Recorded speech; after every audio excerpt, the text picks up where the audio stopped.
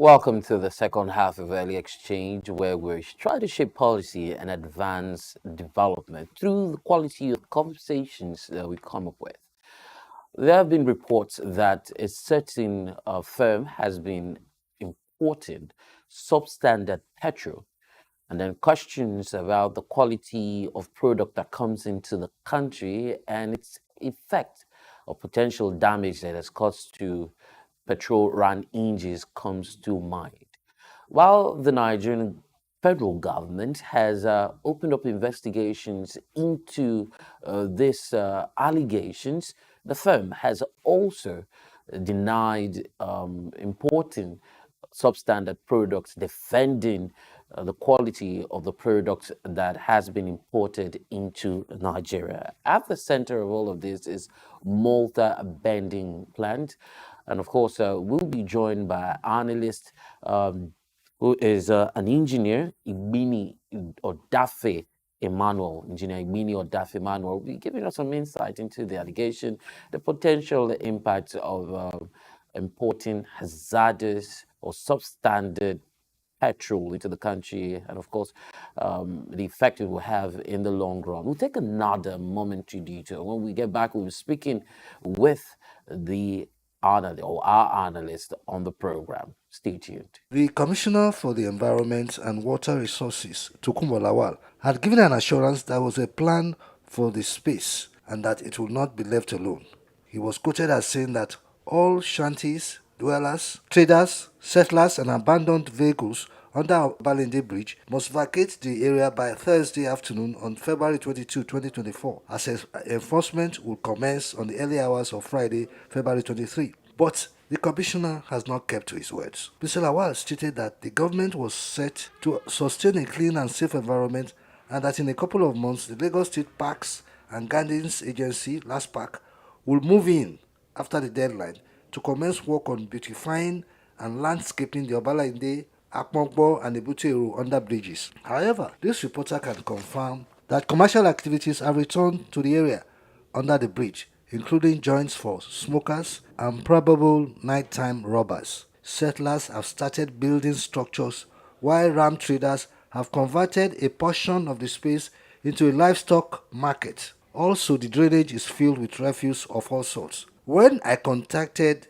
Gaji Tajuddin, the permanent secretary of the Lagos State Ministry of Environment, on the telephone, he said that the ministry was gathering funds to begin work there, adding that it was work in progress. Mr. Tajuddin stated that work will begin before the end of September, pointing that Lagosians should be best assured that the intruders will leave Obalende when the time came. When asked about the drainage, he advised that people should do more advocacy and caution the people throwing dirt into the drainage, pointing out that charity must begin at home. He called for the cooperation of the people in ensuring a clean and healthy environment that will be the pride of every Lagosian. But this is not new. The people at the Lagos State Ministry of Environment and Water Resources, led by Tokunbo Lawal, should do the needful and restore Obalende to its past and save us from this nuisance, this disgrace. Right in the middle of the center of excellence, government must keep to its promise to clean up Obalende. We are waiting. Bayo Olaoye, SOUQ News.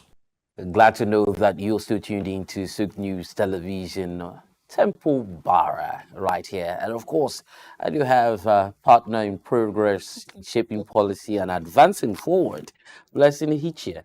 And let me start by letting you know that there's a particular petrol station that I bought 20,000 naira worth of petrol from.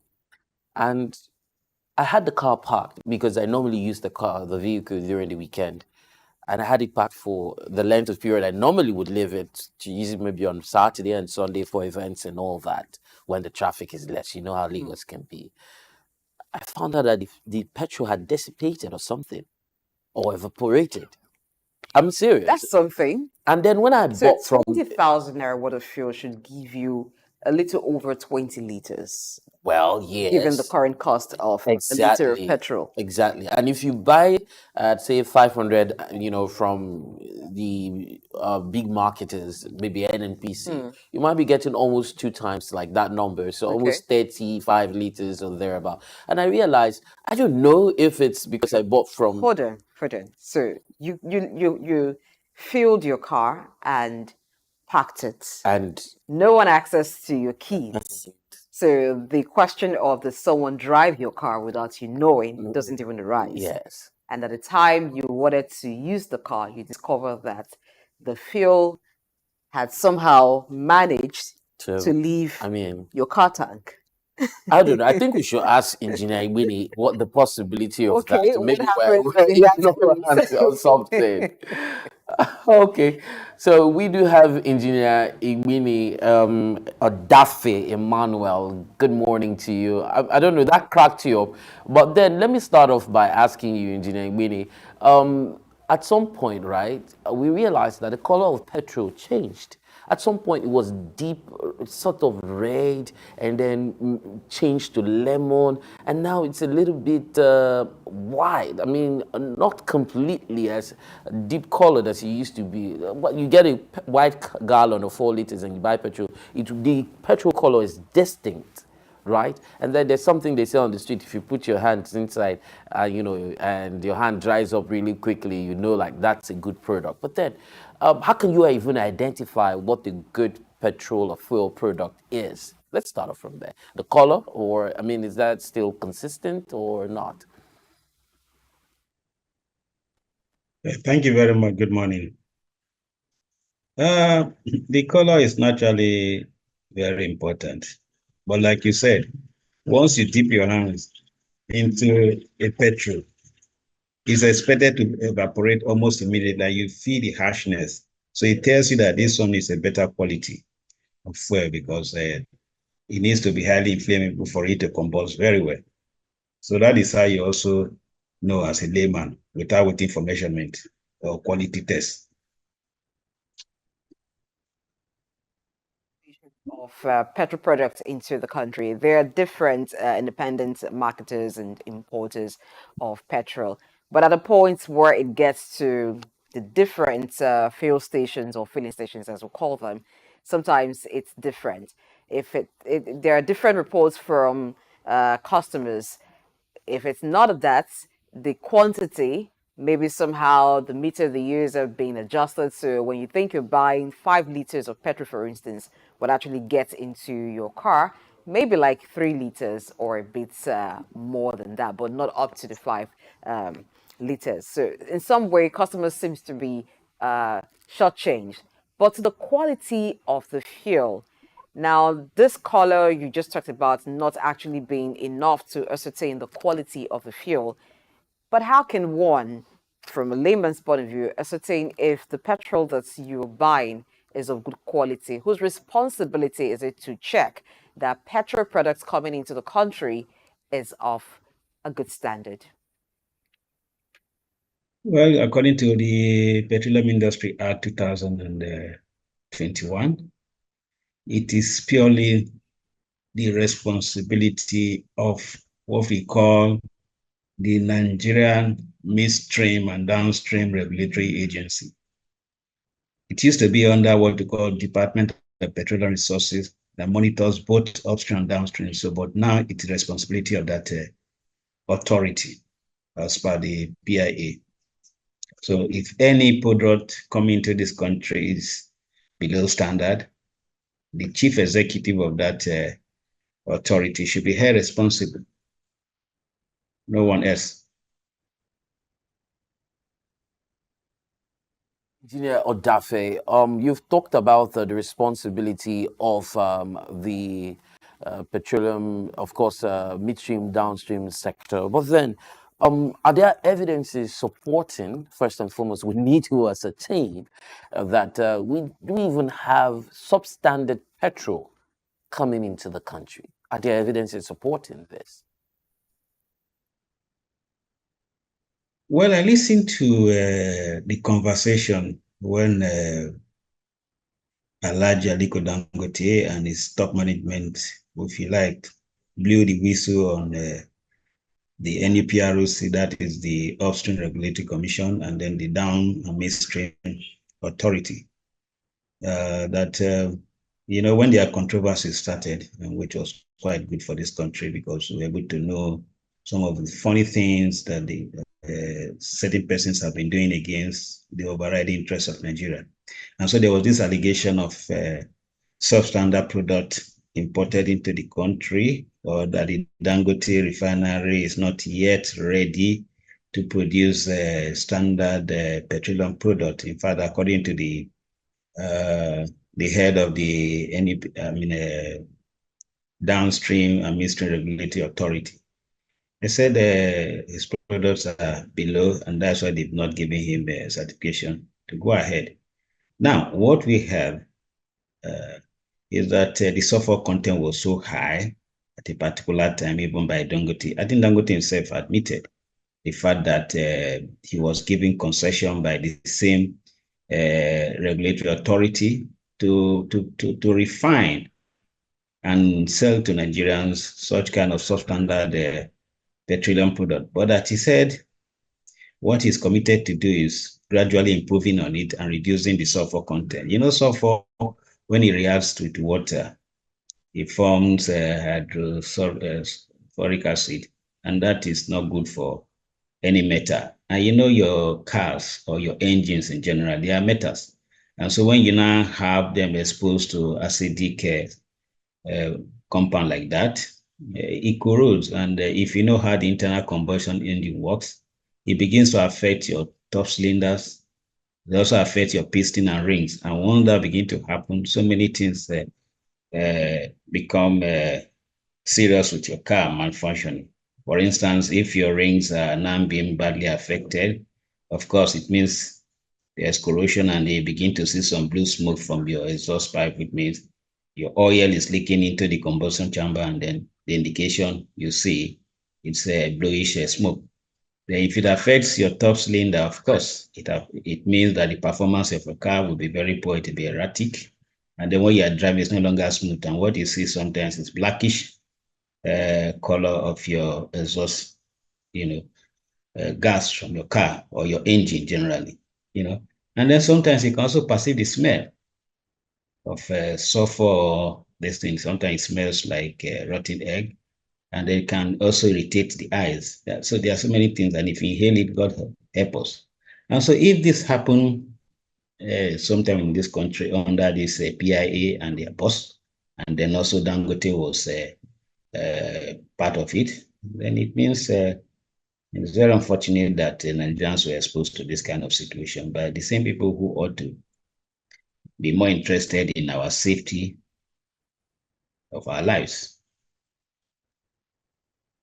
All right. So in this case, there's a different oil company that has been alleged to have imported substandard petrol products into the country. Now, they actually made a refutal to that allegation, saying that they have always upheld the standard in terms of the quality of product that they import into the country. And they also affirmed what you mentioned, that it is a responsibility of the NMDPR to regulate and actually enforce standards of petroleum products into the country, that they comply with that. But away from this particular company, it is not the first time that stories of importers bringing in substandard petroleum products will be heard. There have been several allegations of that. Sometimes some names have been mentioned. What can be done to ensure that Nigerians get the quality, get value for their money, even as it's the responsibility of NMDPR? At the ports, they may have checked to ensure that what's coming in, but what happens when these petrol products eventually get to the filling stations? What should be done to ensure that the standard remains? You see, this whole thing didn't start today. I don't know how old you are, but at least I'm old enough to have witnessed so many of these. Even in the days of the military intervention, what we call military regimes, we also had a situation like this, particularly after June 12th election. There was this annulment and then protests all over the place, And so, please, can you give me a minute, please? Is it possible? Let me just attend to. You can hear. To Just a handle minute, your please. environment. In the meantime, Yeah, thank you very talking much. about your fuel, your petrol in your car that you don't know what happened to it. I guess you got in some the insights as to what could have happened. But there are some petrol stations that have built for themselves reputation over the years, and people would rather queue at such places waiting to get petrol from there than go to other places at that time. So the thinking here is that while the NMDPR is saddled with the responsibility of ensuring that importers comply with the standard, at the port, yes, they may have checked, and so it's okay. But who knows what happens at You suggesting that there might be some adulteration, not suggesting anything, but anything is can be. possible. Yeah, anything is possible. Okay, so I have different thoughts to it. It could be anything. First and foremost, there have been cases of tampering with meters, right? That's quite common. There are cases, and one of the ways on the street, see, they could talk if you day street in the local plans. If you day street, you go land street, and so what people do is basically use a 4 liter gallon that has the gradients that you Yes. can use to measure, and then you buy and you measure against what you have bought.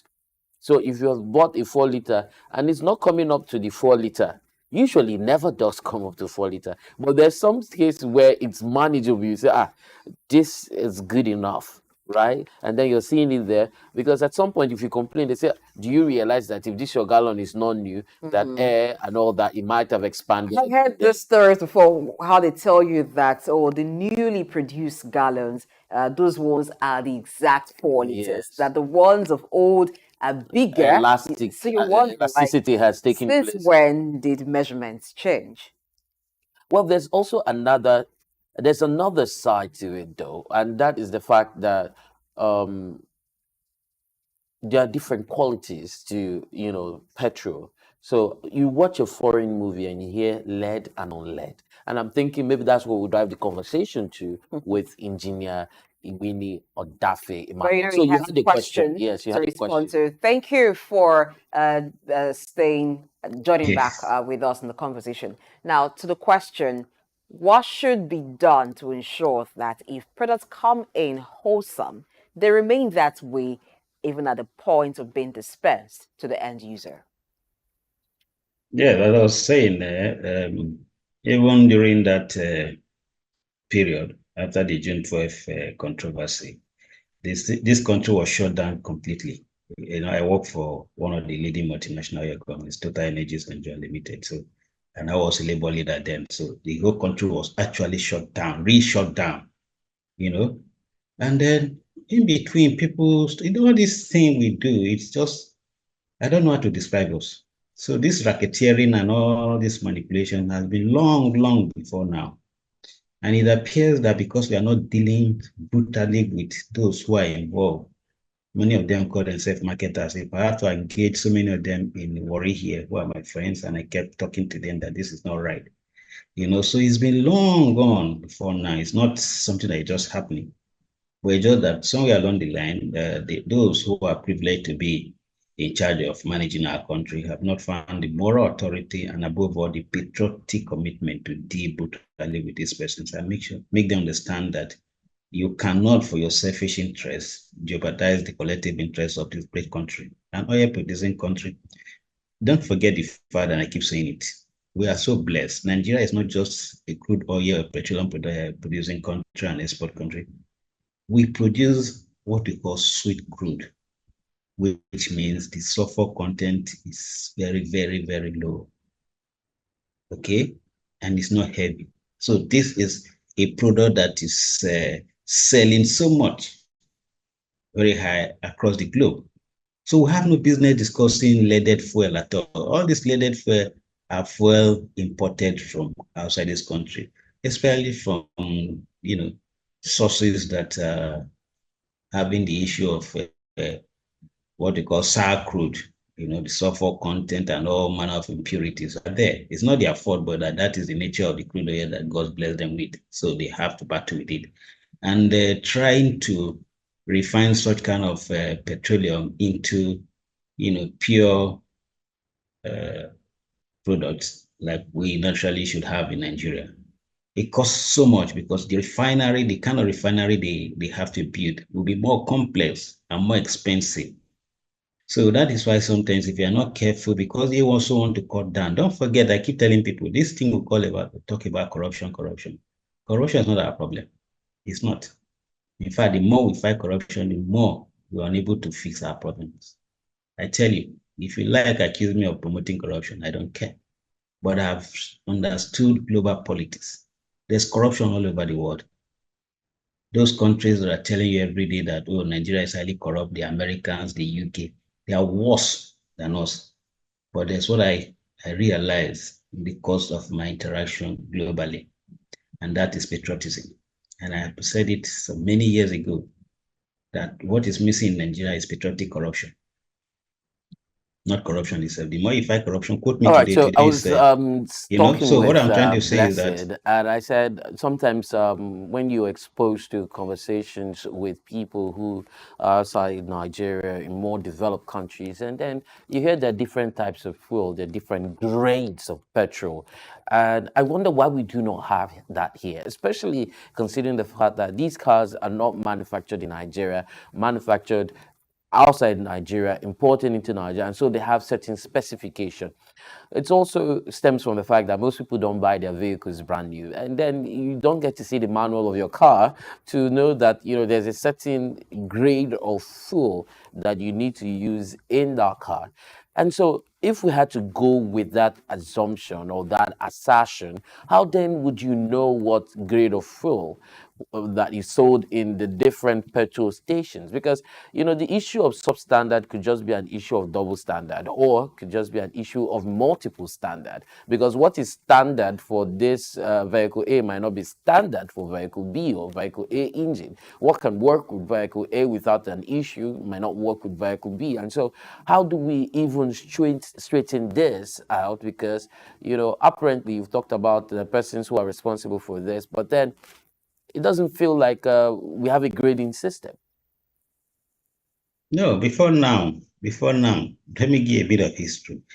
I don't know if you met Shell petrol station, RG petrol station, Texaco petrol station, F, we still have that is Total, mobile petrol stations.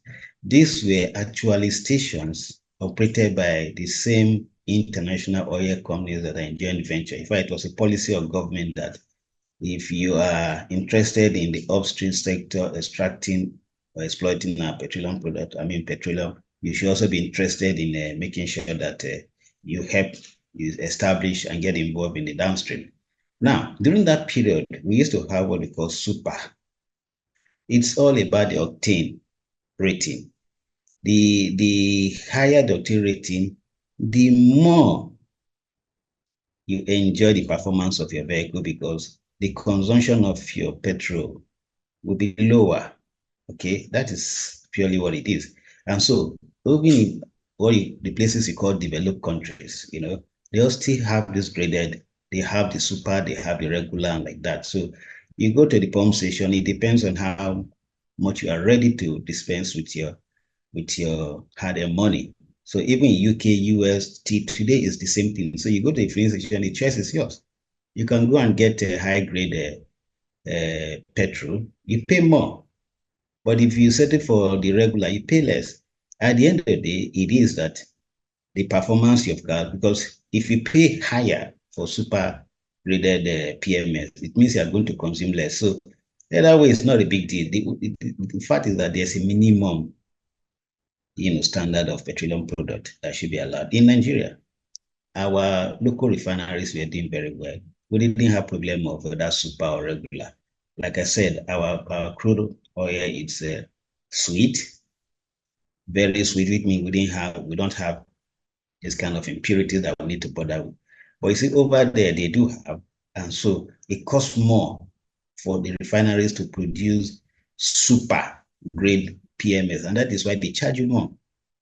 Okay, but what we have had here, and I repeat myself, is that there's a total failure of leadership at the very, very top. From the minister or the president, the National Assembly, to enforce standard. Okay, the minimum standard, give us regular, there's no big deal about it.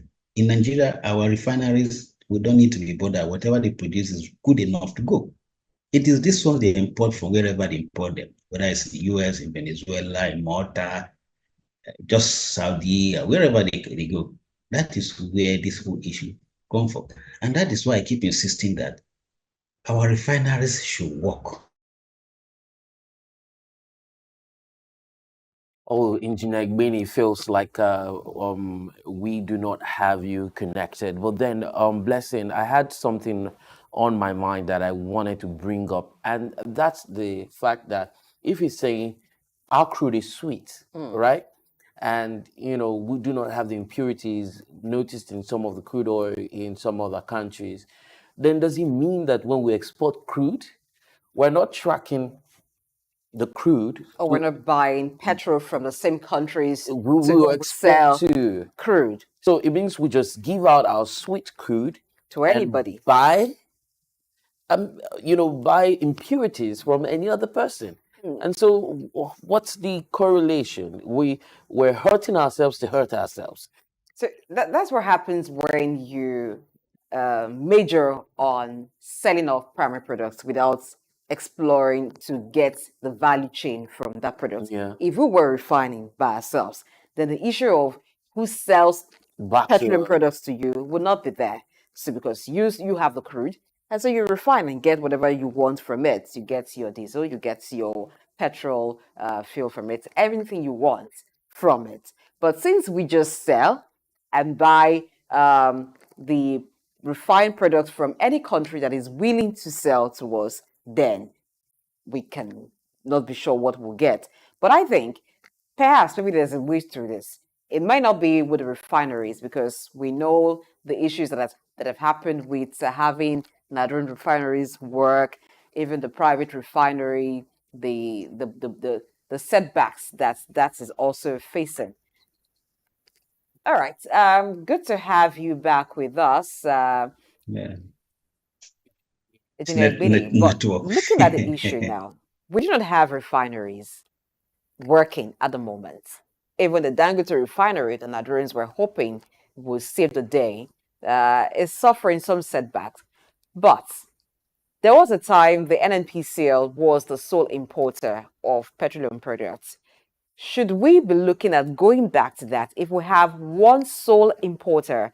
So that means that not everyone is importing from anywhere possible, whether it's from this country, that country, and so you cannot ascertain the standard or the quality of the product. As compared to when just one importer is bringing in petroleum products from a country known to have petroleum products that are of good quality. Is that still possible? First of all, let me state again that it is very, very unfortunate and an embarrassment to Nigerians that NNPC has become importer of petroleum product. The NNPC or whatever they want to call it, NNPCL, like, have no business importing petroleum product. No business. And I marvel at the way we behave in this country. Look, I would never accept appointment as the group chief executive of NNPCL if my part of my responsibility is to be importing fuel. That would be an insult on me. I am supposed to be in charge of making sure that we export petroleum products using our refineries. Let me say it and say it again. I'm an engineer by profession. I worked in the field, so I know the field inside out. I'm speaking to you from my house in Warri, that is few meters away from Warri Refinery. These refineries didn't have any serious technical problems. What to me? When you keep hearing of turnaround maintenance, it's just people deciding, some few persons just think that is the way to, to loot and be doing this for years. You heard how many billions have been allegedly looted in the name of turnaround maintenance? Don't they have conscience? I can't. There are certain appointments that I will never take in my life if it makes no sense to me. I can't sit there as group CEO of NNPCL and all we do is be importing petroleum product and paying ourselves fast salaries every month. That is doing nothing and earning so much money. Don't we have conscience? Are we not ashamed of ourselves? We should be ashamed of ourselves. That should be the business of others. And we are supposed to be refining petroleum product and giving to all these depot owners to say export, not to use here. You see, the Nigerian state, when we joined OPEC, our petroleum industry was properly structured along the line of OPEC objectives. We had everything intact. The NNPC was wonderful. We had the downstream, that is petroleum marketing sector. We have the pipeline. Everything was working. Suddenly, some few persons decided to be unpatriotically corrupt, and they decided to compromise everything. If anybody is telling you that our refineries are scrap, I listened to former President Obasanjo recently. With due respect, he never said anything that is close to the truth. For him to say that he invited Shell to come and help run Petrol refinery, and Shell, in quote, according to him, said, "Oh, there's so much corruption in NNPC, so that is." Hello, sir, with due respect, I don't want to use strong words, but you know it's not true. I work in that sector.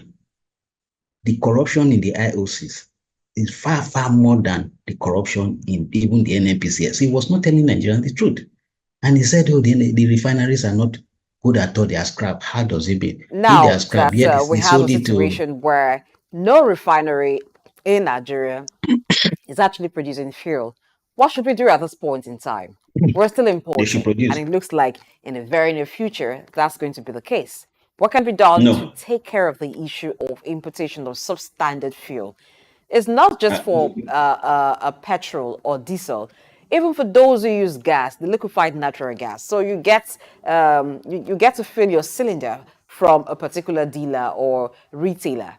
You observe. If you try the next retailer, the quality is different. For some, it burns very fast, and you're wondering, like, oh, when did you refill your cylinder? So it's an issue that goes beyond just buying petrol for your cars or for your generator set.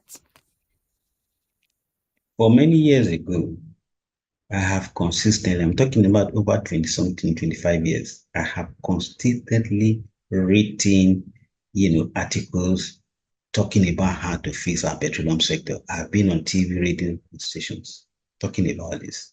And I've said it clearly, it's very simple to fix. Nigerians don't think that these refineries belong to them and should work for them. And when certain persons claim that this is a refinery, because you're in government, you are the general manager or CEO or whatever, then you're making other feel, okay, since it's your property, what's our own business? We can vandalize, we can do a man of things. Let me repeat, and I'll keep, no matter how you try, many times you ask me this question. Our refineries have no problem. Quote me and quote me. I studied mechanical engineering, electrical electronics engineering, petroleum engineering. I worked in that sector. I went to one of the best schools, Petroleum Training Institute in Warri, set up specifically to train Nigerians. You can't get that quality in my days in any university in this country. Nigerians know. They intentionally force the good Nigerians who were managing these refineries for them on retirement. Go and check. So I have said it. No president will ever succeed with this PIA and this NNPC the way it is. It will not work. This is a booby trap, not specifically meant for Tinubu, because as at 2021, we are not sure that Tinubu was going to be president, but it was clear that whoever takes over from Buhari was going to have real problem fixing this country. And I don't know why they are wasting time. Go and repeat that PIA. I have said it on this program before, and I will repeat it again and again. With that PIA that has created this terrible thing called NNPCL and NUPROC and NMDPRO, the way it's structured, you have board of men and women who have no business being there, and you think you can fix this country. You cannot. We are talking about national security. In case you don't know the role of petroleum and petroleum product in winning or losing war, go and study the reason Adolf Hitler failed in that World War II. Right now, for many years, our men and women, patriotic men and women, are daily at war all over the country, particularly in the northern part of our country, fighting against those unrepentant, bloodthirsty terrorists. And they are moving tanks. Those tanks are to be powered by diesel, and their vehicles powered by PMS. And you are playing politics with this? Do we understand what we are doing at all in this country? Do we know that this, which means if you put the petroleum sector downstream in the hands of just 1 or 2%, they can sit down over a bottle of beer and decide to undermine the national security of this country. Decide the fact that they have already made so much money. How do we behave the way we behave? What is wrong with us? I expect the national security advisor to take what I'm saying very, very seriously. He should let it be clear to the president and commander in chief that, sir, this whole thing is not just about petroleum sector, about the economy. It is about the national security of this country. And they should take it from that level and declare total war. I'm not talking about the war declared by the group mine director of NNPC when they are the same people who are creating this. I'm not saying him as a person. I remember some years ago, few years ago, he also raised alarm that an attempt for him to do the right thing and the people are threatening his life. So the president cannot fix this country if you don't deal with this PIA. And that is where I call the National Assembly leadership out again. You are failing this country. Rise up. Well, a lot of emotions. It You is your sound very law and your impassioned, law. Engineer Igbini Odafe, and I can understand where that stems from. Patriotism, as simple as that. And yes, while we are hoping that the fuel queues, escape or completely disappear from our streets and petrol stations, we also have an issue of the quality of what is imported back into the country on the other hand. And you have reiterated consistently on this program the fact that, we have to go back to the basics. If we're refining our crude ourselves, we would not even have the problem in the first place. But as a way of wrapping up, some of the lessons that has been learned from this controversy, I wonder how, what we would say about its application in other sectors of the economy. The implication of this fuel crisis? Standard petrol being imported. Yes, we've had issues where second-hand vehicles are imported. We've had issues where substandard food products and consumables, basically even drugs, have been imported into the country. When you talk about drugs, you get me more emotional because it reminds me of our great auntie, may her soul continue to rest in peace, God Almighty, Professor Racketeering. You saw how that great mother of this country stood up at the risk of her life and fought those who are so callous and unpatriotic to be importing, killer drugs into our country. And after her, I doubt if NAFDAC is still the same. And ditto some other areas, what we started. What I'm saying is that we need a president. We need a president of the Senate. We need a speaker of the House of Representatives, particularly the National Assembly. Let me say again, people mistake the president as being the most powerful public officer in this country. No, please.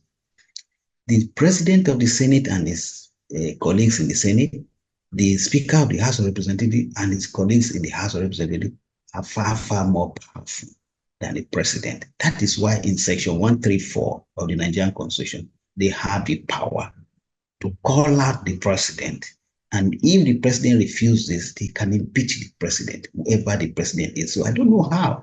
And that is why I always appeal to Nigerians, rather than being used manipulated most times by the executive arm of government to mobilize us against the legislative arm of government, we should rather find a way to encourage to stand with them to do the right thing. Because right now, at the federal and state level, we have totally destroyed the legislative arm of government. There's nobody to chair the presidency. And that's why sometimes I wonder. And calling out the president, because you said we need a president. We need a president of a Senate. We need a Speaker of the House of Representatives. And we have them. We have the President of the Federal Republic of Nigeria, who is President Bola Tinubu. And we have the President of the Senate. We also have the Speaker of the House of Representatives. But I believe you're asking that they perform a particular responsibility. You've talked about repealing the PIA. You know how many years that PIB took to translate to become the PIA. What exactly would you have them change about the PIA? Or are you calling for an outright repeal of the PIA? Yeah, my sister, I kept on raising alarm right from the day they mooted the idea of a PIB because of my knowledge of the petroleum sector. And I knew that it was not going to work the way they are drafting it. I knew. And so, in fact, till now, each time I try to read that document, I get so discouraged at the point because it's so annoying. And I ask myself, who are those who sat down? But I saw how the Ninth Assembly, they started celebrating it as if they have done something marvelous. Wait a minute. And you heard at the end of the day, senior advocate and well-respected human rights activist, Dr. Lisa Agbakuba, came on Channels TV and some station to confess that now he realized that they, including himself, made a mistake in the PI they managed to produce for Nigerians. Agreeing with me. Now, as we are talking, you are aware at the National Assembly for the past 2 weeks, they say they are having an ad hoc committee, joint committee to investigate the petrol. Who are they inviting? The same set of people they invite, they say, go and speak all the grammar. Why would they not let them invite me? See, me. Invite me, and I will tell them. If you're invited, what exactly would you say is wrong with the PIA? Now, the PIA is supposed to solve the interests of the major parties, the oil-producing companies, the Nigerian nation, that the oil-producing state, the communities, and the workers, and Nigerians in general. You need to put this on the table and balance the interests. Now, how do you explain that you came up and said you now have an NNPC that is a limited company, and then a president is given the power to sit down? He can decide now, President Tinubu can decide now to appoint you, my sister, as now I hereby appoint you, having come from France, that you are now what? A board member or the chief executive officer of NNPC. Who does that? And yet you said the entire petroleum resources of this country is in the hands of the NNPC. Who does that? Who? How? Go and read that out. You have a board for NNPC. Engineer Igbini Odafe You have a board for any PRC. People who don't have business being there. Take a cursory look into the PIA and let's see if there are aspects of it that are not working for the progress of the petroleum industry in Nigeria that perhaps should be reviewed. But for today, we're done with the conversation as this all time will permit us to have. Well, thank you so much for being our guest on the show today. Thank you very much. Hailing from Wafi. And we're hearing you too from Lagos. This is where we're reaching you live from. This is Lagos Island. It's the commercial nerve center of Lagos, which happens to be the commercial capital of Nigeria. We thank you for watching. Let's do this again tomorrow when the show returns 8 a.m. West African time. Follow us on our social media platforms on Facebook, on Instagram, on X at SOUQ News TV. Leave a comment. The conversation always continues with you. Share your thoughts. I am Blessing Aichi. I'll see you tomorrow. Have a great day.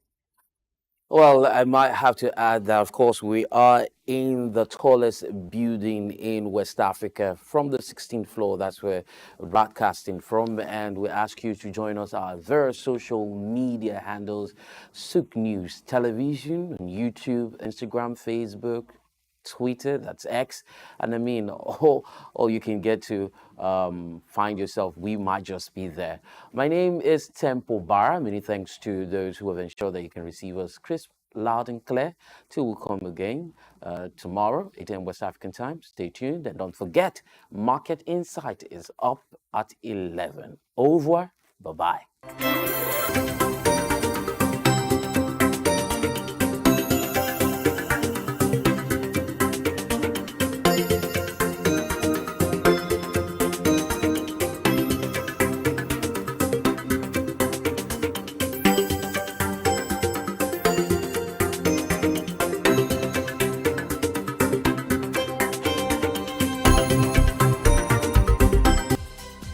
Exchange, shaping policy, advancing development.